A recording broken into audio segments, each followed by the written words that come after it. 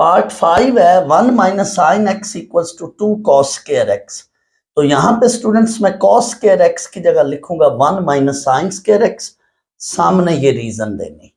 पूरी equation same trigonometric function में convert हो चुकी है। राइट हैंड साइड को जीरो बनाना है, दैट्स वाई इन टर्म्स को लेफ्ट साइड पर ले आए। लेफ्ट साइड पे लाने के बाद फिर आपने क्या करना है, let sine x equals to T बना लेना है। अब ये टी के अंदर क्वाड्रेटिक इक्वेशन बन गई है, इस पर क्वाड्रेटिक फार्मूला लगा लें या मिड टर्म ब्रेक कर लें। आफ्टर मिड टर्म ब्रेक, ये मैंने हिंट्स लिखे हुए हैं, आफ्टर मिड टर्म ब्रेक आपको टी के ये दो आंसर्स आएंगे, बट टी को तो हमने साइन एक्स लेट किया हुआ है, that's why sine x equals to 1 and sine x equals to -1/2। यहाँ पे x इक्वल्स टू π/2, बट यहाँ पे साइन एक्स इज नेगेटिव। यहाँ पे रेफरेंस एंगल निकालेंगे और रेफरेंस एंगल निकालने के बाद आपको स्टूडेंट्स कौन कौन सा क्वाड्रेंट में सोल्यूशन मिलेगा। Sine x is negative in third and fourth quadrant, तो थर्ड और फोर्थ में आपने ये आंसर्स निकाल लेने हैं। मैंने ये हिंट्स के तौर पर डायरेक्ट वैल्यूज लिख दी हैं। अब आपने स्टूडेंट्स इन सब का क्या लेना है, solution set. Solution set students इस तरह से लेना। पार्ट 6 है tan square x equals to 3/2 secant x। एक तो ये भी तरीका है कि इसको sine square over cos square में कन्वर्ट कर लें, बट वो मुश्किल हो जाएगा। यानी इसको sine square over cos square में और इसको 1 ओवर कॉस करके कॉस स्क्वायर एलसीएम लें और दोबारा इस तरह से सवाल बन जाएगा। लेकिन एक और बात भी याद रख लें, मैंने ये आपको बताया था कि अगर साइन स्क्वायर कॉस स्क्वायर का कॉम्बिनेशन आए तो फिर तो sine square equal to 1 minus cos square या cos square equal to 1 minus sine square का फार्मूला लगाएं। लेकिन tan स्क्वायर सीकेंट स्क्वायर का कॉम्बिनेशन आए, या सिर्फ tan स्क्वायर हो साथ सीकेंट हो, या सिर्फ सीकेंट स्क्वायर हो और साथ tan हो, इन तीनों सूरतों में स्टूडेंट्स आपने ये वाली आइडेंटिटी यूज करनी है और आपने इनमें से कोई एक फार्मूला लगा लेना है। यहाँ जैसे ये लग रहा है, इस आइडेंटिटी से ये वैल्यू बन रही है, ताकि आपने इन दोनों में से कोई ऐसा फार्मूला लगाना है कि पूरी इक्वेशन सेम ट्रिग्नोमेट्रिक फंक्शन में कन्वर्ट हो जाए। तो यहाँ पे tan square alpha equal to secant square alpha -1, ये वाले फार्मूले की हेल्प से मैंने tan स्क्वायर x को लिखा सीकेंट स्क्वायर x -1। यहाँ पे देखें तो पूरी इक्वेशन सेम ट्रिग्नोमेट्रिक फंक्शन में कन्वर्ट हो चुकी है। अब डिनोमिनेटर को क्लियर करना है, आपने multiplying with 2 on both sides कर दें, आपके पास स्टूडेंट्स ये इक्वेशन बन गई। राइट हैंड साइड को जीरो बनाना है, दैट्स वाई इसको इधर लेकर आए। यहाँ पे आप देखें लेट, अब वही पुरानी बात, लेट आप सीकेंट एक्स को थोड़ी देर के लिए टी कर लें। नेक्स्ट मैंने हिंट दिए, आपको टी के ये दो आंसर्स मिलेंगे। टी क्या है, टी तो सीकेंट एक्स है, सीकेंट एक्स 2 बन जाएगा और सीकेंट एक्स -1/2 बन जाएगा। स्टूडेंट्स यहाँ से सीकेंट एक्स को कॉस एक्स में कन्वर्ट करना है और आगे ये जो 2 है फिर इसका क्या ले लेंगे, रेसिप्रोकल। तो यहाँ से आप वही पुरानी बात, वही पुरानी lines, reference angle π/3, cos x is positive, कहाँ कहाँ पॉजिटिव है, फर्स्ट में एंड फोर्थ क्वाड्रेंट में। ये हिंट्स के तौर पे मैंने बात लिखी हुई है फर्स्ट एंड फोर्थ में। तो फर्स्ट में होगा रेफरेंस एंगल और फोर्थ में होगा 2π माइनस रेफरेंस एंगल। ये दो सॉल्यूशंस तो यहां से आए हैं, बट यहां पे देखें t equal to -1/2, t secant x था, secant x equals to -1/2, cos x equals to -2 बन गया। बट यहाँ पे आप चेक कर लें, आप रेफरेंस एंगल निकालने की कोशिश करेंगे, cos इनवर्स -2 तो कैलकुलेटर एरर देगा। वजह यह है कि cos x और sin x की जो रेंज है वो फ्रॉम -1 to 1 है, यानी 1 से आगे या -1 से पीछे कोई आंसर्स नहीं बन सकते, ऐसे कोई एंगल्स नहीं निकलेंगे। So there is no solution, solution is not possible here. ये रीजन लिखना चाहें तो आपकी मर्जी लिख लें।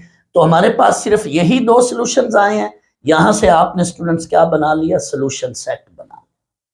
पार्ट 7 है 3 minus sine x equals to cos 2x। यहाँ पे cos 2x है तो इस पे हम डबल एंगल आइडेंटिटी लगाएंगे।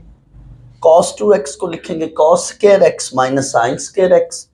पूरी इक्वेशन को सेम फंक्शन में कन्वर्ट करना है, सो cos स्क्वायर की जगह मैं लिखूंगा 1 माइनस साइन स्क्वायर x। अब ब्रैकेट को हटा दें, minus sine square x minus sine square x, ये इकट्ठा होकर -2 साइन स्क्वायर x बन जाएगा। राइट हैंड साइड पर जीरो बनाना है, इन सारी टर्म्स को लेफ्ट पर ले जाएं। ये हमारे पास क्वाड्रेटिक इक्वेशन बन गई। थोड़ी देर के लिए लेट साइन एक्स को टी करें, 2t square minus T plus 2 equal to 0। Students इसके फैक्टर्स नहीं बन रहे, लिहाजा हम इस पे क्वाड्रेटिक फार्मूला लगाएंगे। इसमें a की वैल्यू 2, b की वैल्यू -1 और c की वैल्यू 2। नाउ यूजिंग फार्मूला लिख लें या क्वाड्रेटिक फार्मूला लिख लें। t यहाँ चूंकि t में है तो लेफ्ट पे t लिखना है, t equal to -b plus minus under root B square -4ac over 2a। इसमें स्टूडेंट्स वैल्यूज पुट करें a b c की, तो हमारे पास ये रिजल्ट्स आएंगे। स्टूडेंट्स यहाँ पे ये जो t की वैल्यू आई है ये इमेजिनरी वैल्यूज हैं, इसमें आयोटा। जब भी स्टूडेंट्स नेगेटिव के ऊपर अंडर रूट आ जाए तो उधर हम नेगेटिव को खत्म करके बाहर आयोटा डालते हैं। ये अब t की इमेजिनरी वैल्यूज हैं। t की जगह हमने साइन x लिया तो ये साइन x की इमेजिनरी वैल्यूज हैं। इट मीन इसमें रियल सोल्यूशन एग्जिस्ट नहीं करेगा। स्टूडेंट्स इस एक्सरसाइज में हम जितने भी सॉल्यूशंस निकाल रहे हैं, सोल्यूशन ऑफ ट्रिग्नोमेट्रिक इक्वेशन से मुराद एंगल x की वैल्यूज, एंगल x की वैल्यूज या एंगल थीटा की वैल्यूज, तो वो वैल्यूज रियल होनी चाहिए, क्योंकि हम उनको फर्स्ट क्वाड्रेंट में या सेकंड क्वाड्रेंट में या थर्ड क्वाड्रेंट में या फोर्थ क्वाड्रेंट में शो कर सकें, ज्योमेट्रिकली उनको हम प्लॉट कर सकें। या वो क्वाड्रेंटल एंगल भी हो सकते हैं, बट वो रियल वैल्यूज होनी चाहिए। अगर ट्रिग्नोमेट्रिक फंक्शंस की इमेजिनरी वैल्यूज आ जाएं, यानी साइन थीटा आगे इमेजिनरी वैल्यूज आ गई हैं, तो it mean no real solution exist.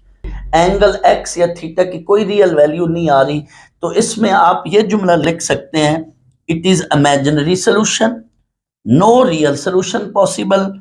या दूसरे लफ्जों में ये भी कह सकते हैं सोल्यूशन डज नॉट एग्जिस्ट, क्योंकि सोल्यूशन से मुराद रियल वैल्यूज।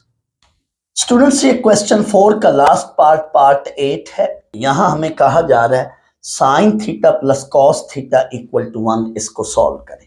स्टूडेंट्स अगर 1 की जगह 0 होता तो मैंने ये पहले भी बताया हुआ, इन दैट सिचुएशन हम tan थीटा या cot थीटा बनाते। उसके लिए हम पूरी इक्वेशन को या साइन थीटा पे डिवाइड कर देते हैं या cos थीटा पे डिवाइड कर देते हैं। लेकिन यहाँ पे अगर 0 की बजाय कोई और नंबर हो, जैसे यहाँ पे 1 है, 1 हो, 2 हो, 3 हो, कोई भी नंबर हो, तो फिर ये प्रोसीजर फॉलो करना है।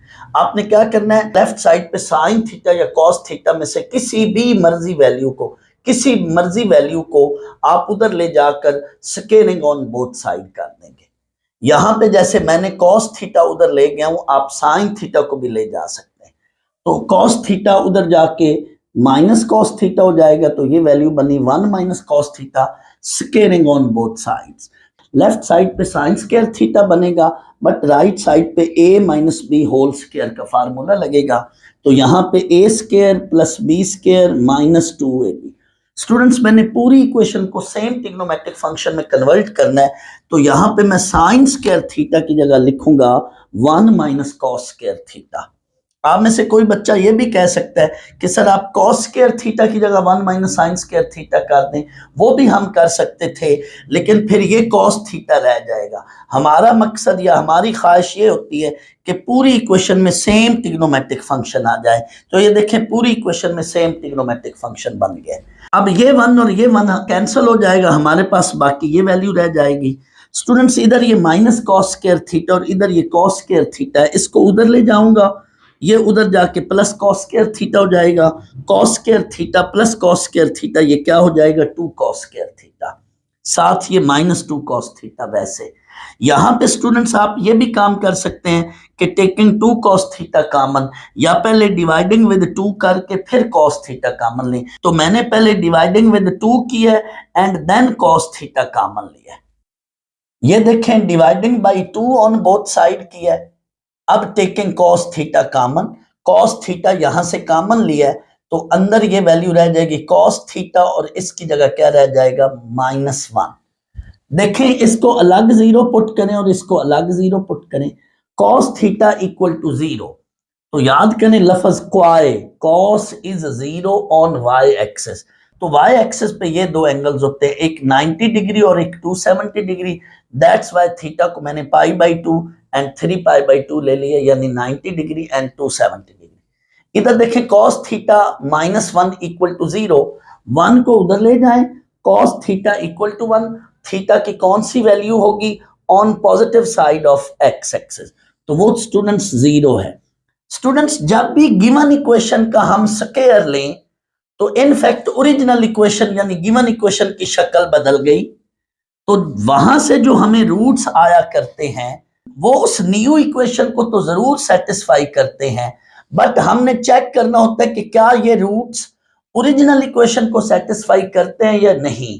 यही काम हम स्टूडेंट्स रेडिकल इक्वेशन में भी किया करते हैं। रेडिकल इक्वेशन में चूंकि अंडर रूट होता है तो उधर भी हम स्क्वायर लेते हैं, तो ओरिजिनल इक्वेशन की शक्ल बदल गई। जो न्यू इक्वेशन आती है उसमें से जो रूट्स बनते हैं वो उस न्यू इक्वेशन को तो जरूर सेटिस्फाई करते हैं, बट हमने उन रूट्स को ओरिजिनल इक्वेशन में चेक करना होता है। हम ये देखना चाहते हैं कि कहीं इन रूट्स में से कोई रूट्स एक्सटेनियस रूट तो नहीं है।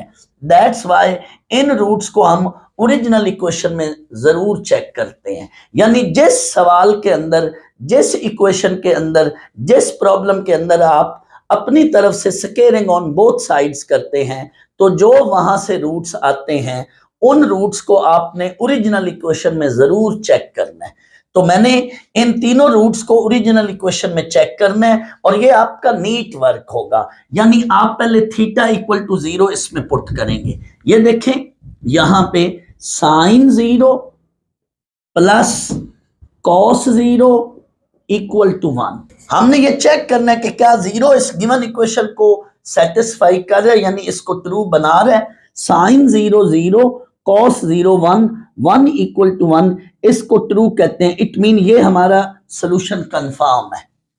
फिर आप स्टूडेंट्स 90 डिग्री इसी तरह से पुट करें। Sine 90 1 cos 90 0 equal to 1 1 equal to 1, ये भी स्टूडेंट्स सोल्यूशन सेटिस्फाई करेगा। बट 3 पाई बाई 2 आप चेक करें, ये सेटिस्फाई नहीं करेगा। ये देखें sine 270 degree plus cos 270 degree equal to 1। Student sine 270 ये -1 होता है एंड कॉस 270 0 होता है। -1 इक्वल टू 1 ये नॉट ट्रू है, not true. So theta 270 degree ये सोल्यूशन नहीं है। ये सारी बात आपने नीट काम के अंदर करनी है। तो फिर हमने ये देखा कि स्टूडेंट्स ये दो सोल्यूशन हैं, बट हमने सोल्यूशन सेट देना है। So pi by 2 plus 2n pi and 0 plus 2n pi, क्योंकि ओरिजिनल फंक्शन साइन या कॉस है, दोनों का पीरियड 2 पाई है, साथ n उसके क्या है, ऑल इंटेग्रल मल्टीपल्स।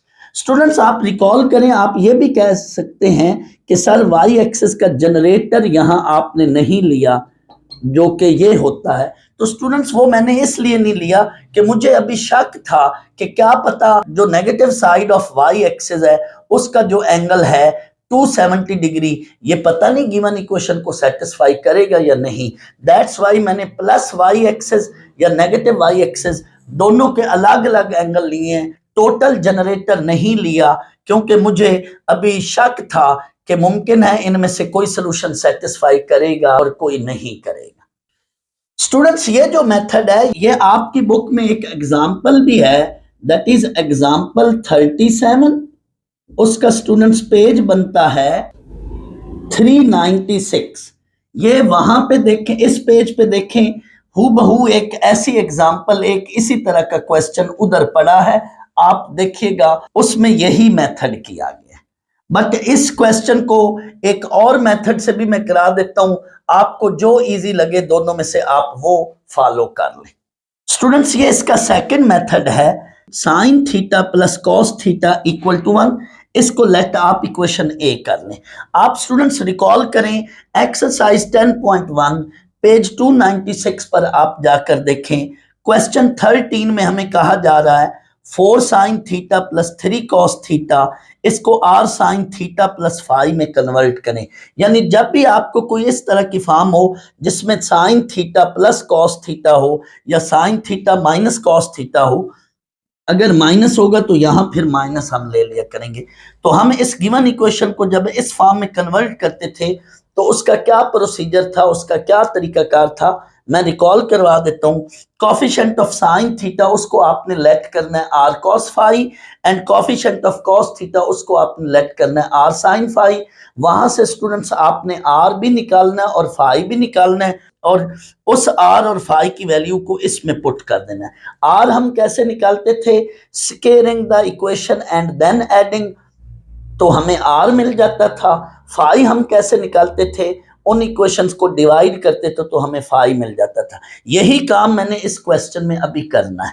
इस इक्वेशन की लेफ्ट हैंड साइड को मैंने कन्वर्ट करना है। We shall convert sine theta plus cos theta in the form R sine theta plus phi, यानी इनफैक्ट ये जो लेफ्ट हैंड साइड है इस इक्वेशन ए की, इसको मैंने R sine theta plus phi में कन्वर्ट करना है। तो मैंने क्या करना है, कॉफिशिएंट ऑफ साइन थीटा जो कि यहाँ 1 है, इसको पुट करना है R cos phi, and coefficient of cos theta इसको मैंने पुट करना है आर साइन फाई। क्योंकि साइन के साथ कॉस की टर्म हो और कॉस के साथ साइन की टर्म हो तो देन ये साइन अल्फा प्लस बीटा या साइन अल्फा माइनस बीटा का फार्मूला बनता है। तो आए यही काम मैंने नेक्स्ट व्हाइट बोर्ड पर करना है। तो ये देखें, कॉफिशिएंट ऑफ साइन थीटा जो कि 1 है उसको मैंने लेट किया R cos phi, and coefficient of cos theta वो भी यहाँ 1 है, उसको मैंने लेट किया आर साइन फाई। अब इधर से मैं पहले आर की वैल्यू निकाल लूं, तो इन दोनों इक्वेशंस को स्क्वायर करके ऐड किया, आप चेक कर लें। इसके बाद बाकी हिस्सा ये है, राइट साइड पे आर स्क्वायर कॉमन लें तो अंदर cos square phi plus sine square phi वो 1 बनता है। मैंने डायरेक्ट आर की वैल्यू लिख दी है। आर यहाँ पे स्टूडेंट्स हाइपोटेन्यूज है, दैट्स वाई इसके साथ प्लस माइनस नहीं लिखना।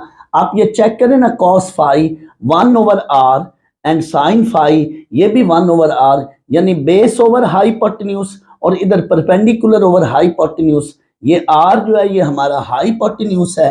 ट्राइंगल के अंदर हाइपोटेन्यूज लेंथ होती है, इसके साथ हम प्लस माइनस नहीं डालते, ये होती ही प्लस है। अगर आप यहाँ पे प्लस माइनस डाल भी देंगे तो थोड़ी देर बाद आप फिर आगे जाकर लिखेंगे neglecting the negative sign. Now for phi in equations को डिवाइड कर दो। याद रखें, आर के लिए स्क्वायर करके ऐड करना है और फाई के लिए इन इक्वेशंस को क्या करना है, डिवाइड करना है। तो ये आपको tan फाई की वैल्यू मिली, phi equal to tan inverse 1 that is 45 degree. अब आप आए, गिवन इक्वेशन को आपने लिखा, इसको फिर नीचे लिखा r sine theta plus phi की फॉर्म में। तो यहां पे आपने r की वैल्यू एंड फाई की वैल्यू पुट करनी है। स्टूडेंट्स, आपको r की वैल्यू √2 मिली हुई है और फाई की वैल्यू π/4 यानी 45 मिली हुई है। ये हमारे पास टोटल इक्वेशन बन गई। √2 को उधर ले जाएं। आप अब इस पूरे एंगल को स्टूडेंट्स थोड़ी देर के लिए अल्फा ट्रीट करें। इट मीन ये साइन अल्फा 1 ओवर √2 है। तो अब आपका वही पैटर्न, वही लाइंस, अब आपने क्या करना है, साइन इनवर्स 1 ओवर √2 लें तो आपका जो रेफरेंस एंगल आएगा वो π/4 है। ये भी साइड पर आपने लिख लिया। अब आप कहेंगे ये टोटल एंगल थीटा प्लस π/4 के साथ, अब आपने क्या करना है, साइन थीटा प्लस π/4 ये पॉजिटिव है। ये किस किस क्वाड्रेंट में पॉजिटिव है, it is positive in first and second quadrant.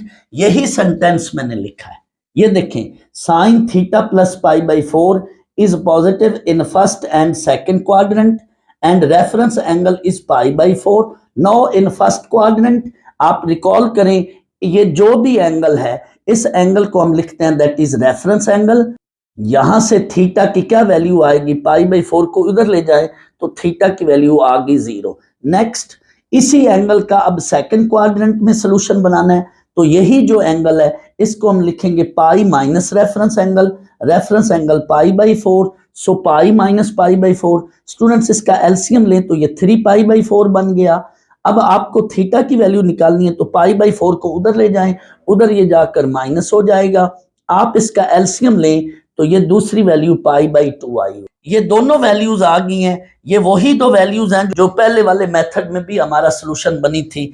तो इसमें भी 2nπ ऐड कर दें और इसमें भी 2nπ ऐड कर लें और दोनों सॉल्यूशंस का यूनियन ले लें, तो आपके पास स्टूडेंट्स यही सॉल्यूशन आएगा। अब आप पूछ सकते हैं कि सर यहां हमने एक्सटेनियस रूट चेक करने हैं या नहीं करने हैं। तो नहीं करने, क्योंकि यहां हमने स्क्वायर नहीं लिया। जिस इक्वेशन में हम अपनी तरफ से स्क्वायर लेते हैं वहां पे एक्सटेनियस रूट चेक करते हैं। इसके और भी एक दो मेथड्स हैं, लेकिन आप इन्हीं दो को देख लें। ज्यादा मेथड से करवाऊंगा तो आप कंफ्यूज हो जाएंगे। इन दोनों मेथड्स में से जो आपको कन्वीनियंट लगता है मेथड, वो आप फॉलो कर लें।